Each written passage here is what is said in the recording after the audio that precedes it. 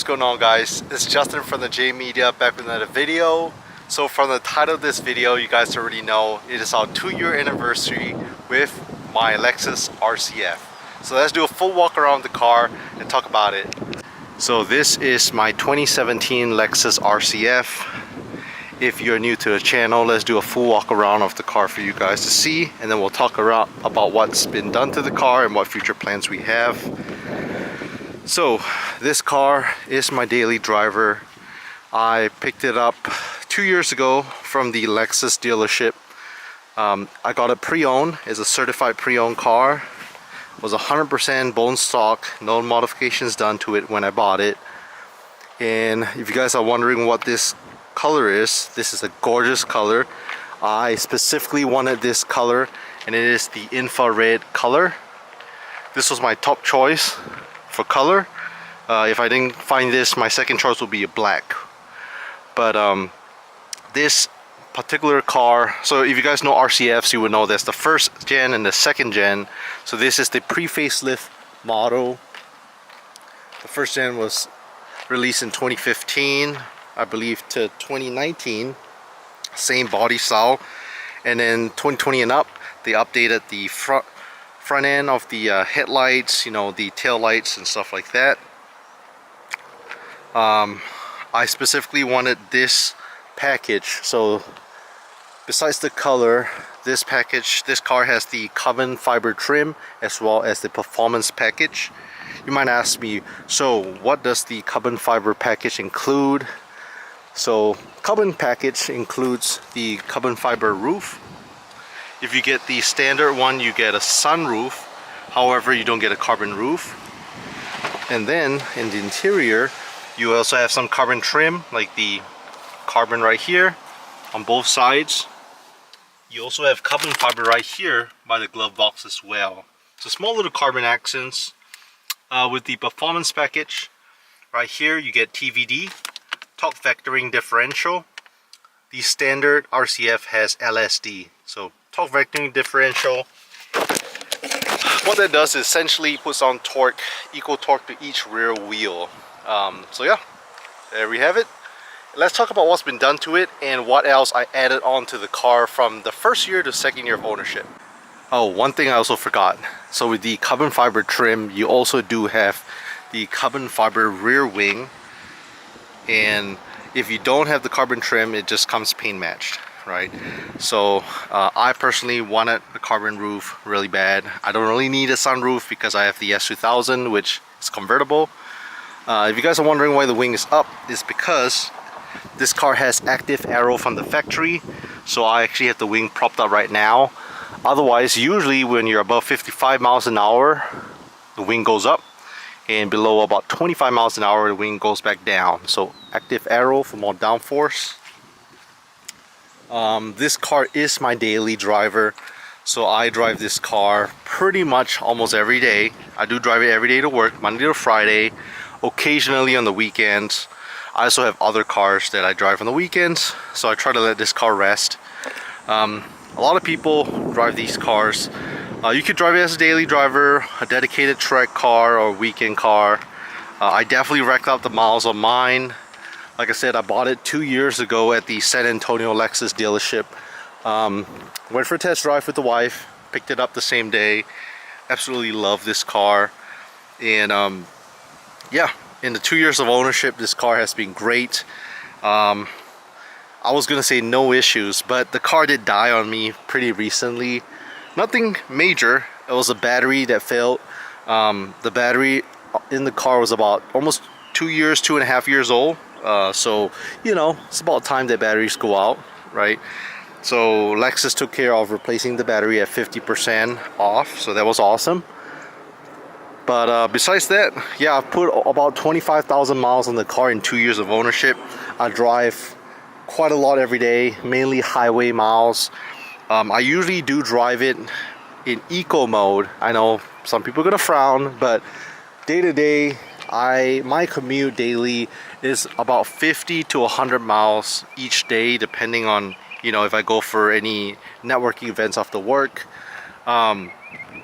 So I do put quite a lot of miles, mainly highway miles.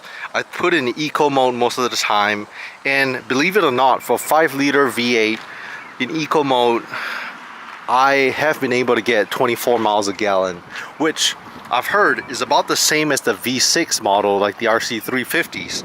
So I'm not complaining. Pretty good gas mileage for a V8, I would say. Obviously, if you put it in Sport Plus mode, heavy on the gas, you're gonna get a lot less, you know, fuel mileage. And I do put it in Sport Plus mode occasionally when I drive.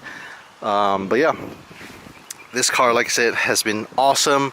When I purchased the car from Lexus, I also did purchase the extended warranty. So it came with 2 years warranty, and I also got an additional 2 years extended warranty. And I purchased the I guess you can say maintenance package. So all I've really got done to it, you know, in my ownership is you know, oil changes. I picked it up about 60+ thousand miles. Right now we just hit a hair above 90,000 miles, and we did our 70k maintenance, you know, the 90k maintenance all through the Lexus dealership. But everything's running good, like I said, no issues. Now let's talk about if you guys are new and don't know RCFs much.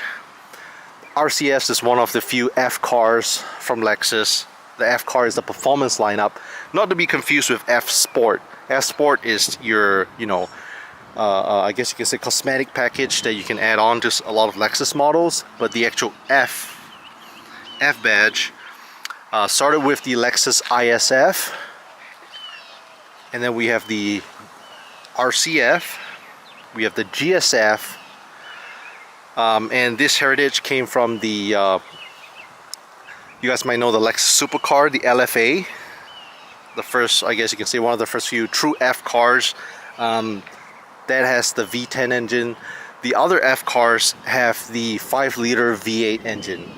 So if you want an F car in coupe form, 2 doors, RCF is the option. If you want it in sedan form, there's the ISF as well as the GSF. I know some of you guys might say, wait, there's the LC500, also the coupe. But the LC500 technically is not a true F car, never was badged as the F car, but it does have the same 5-liter V8. There's also the Lexus IS 500 sedan, the newer ones, that sports the same 5-liter V8 engine. But again, you know, each motor is a little different, they're tuned differently. With the RCF, it's a great all-around car. Like I said, there are guys who, you know, have it as dedicated trek cars. So yeah, just such a joy to drive.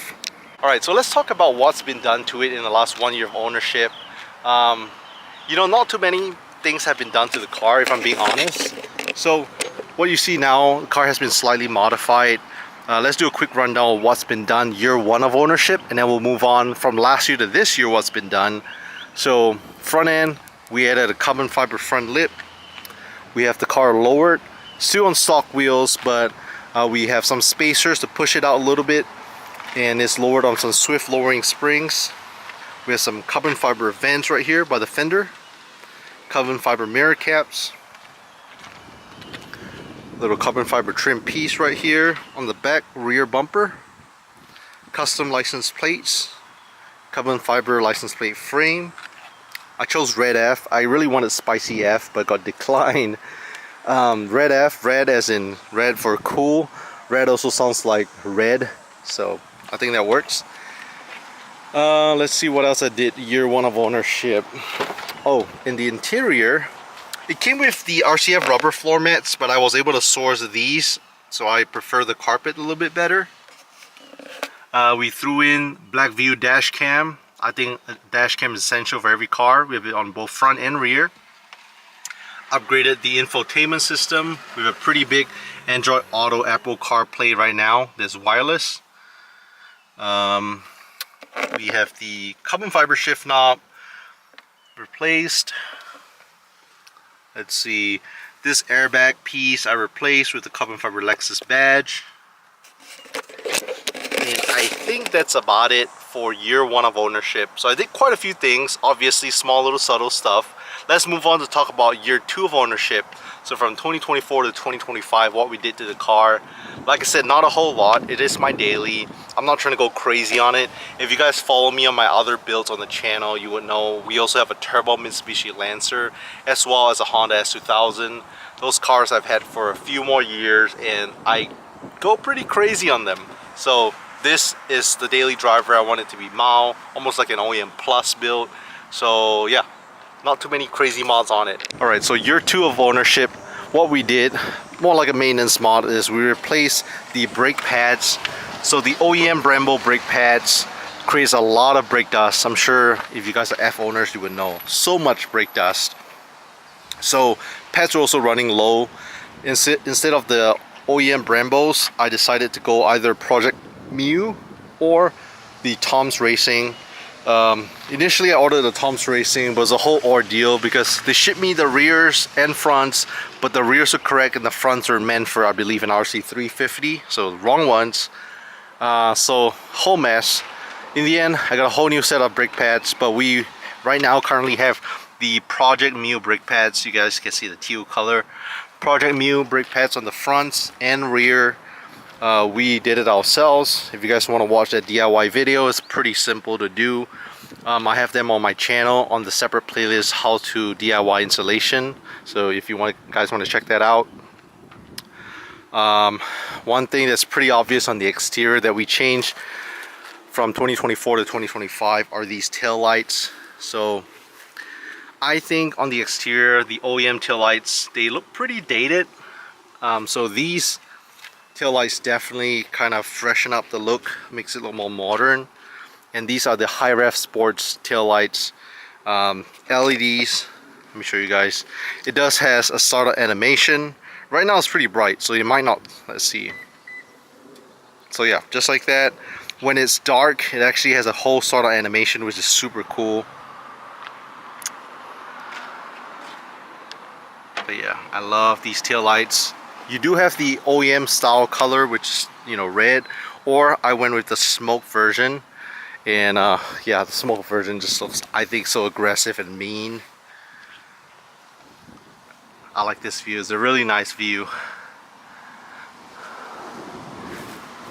But yeah, let's go ahead and show you guys the tail lights. Let me try to switch on the headlights so that when I, you know, unlock the car, you guys can see the startup animation.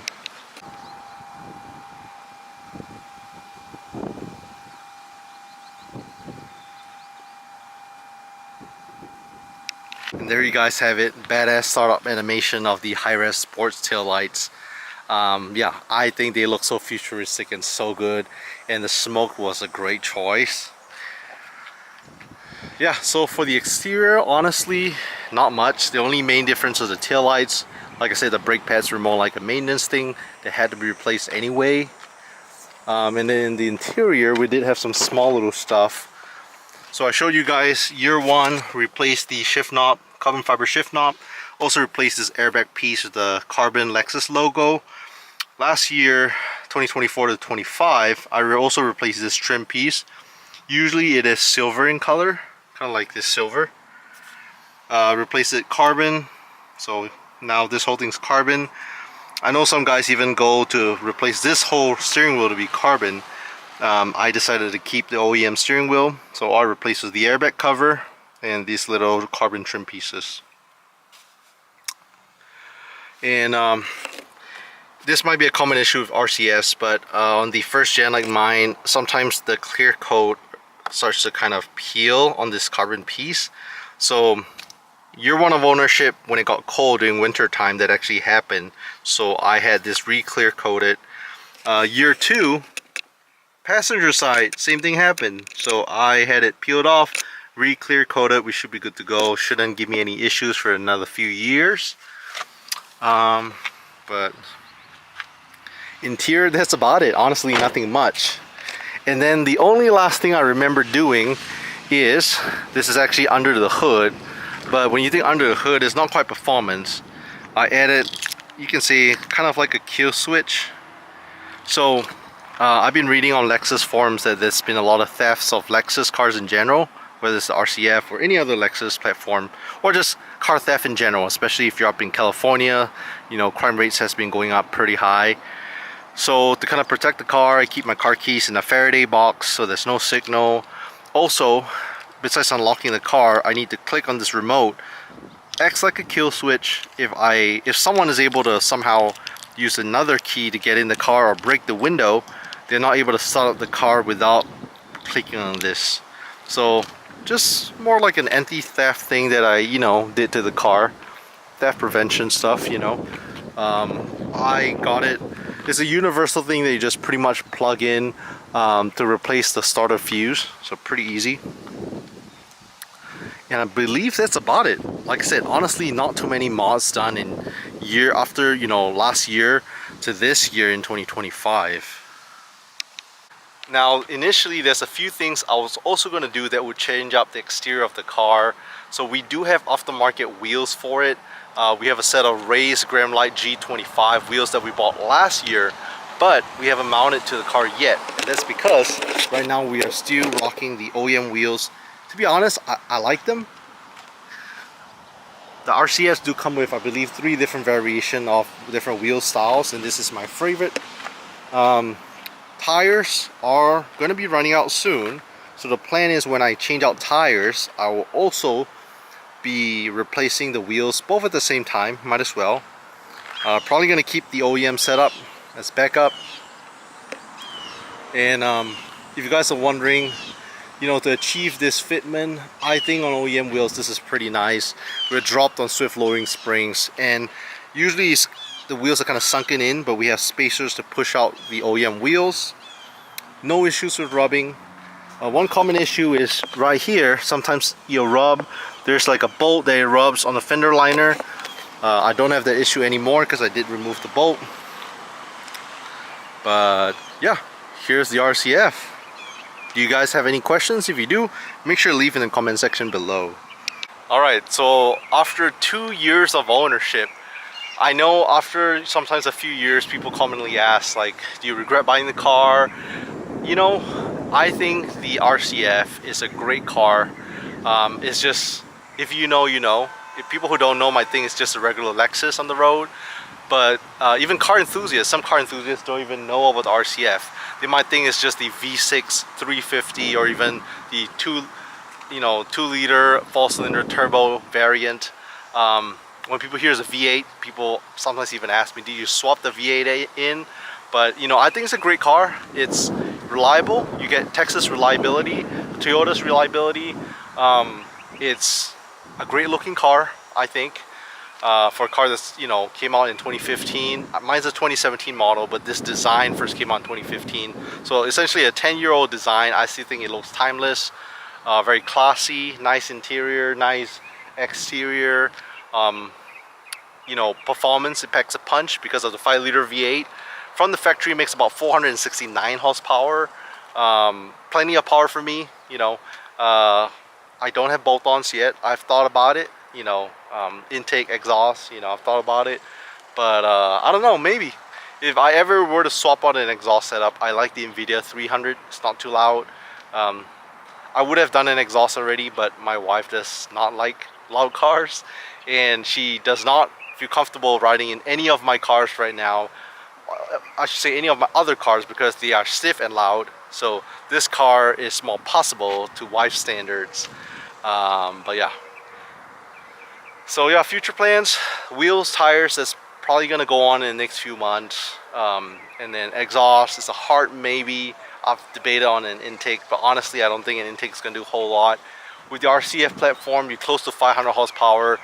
Adding full bolt-ons and a tune could probably get you to 500 to 550 wheel horsepower.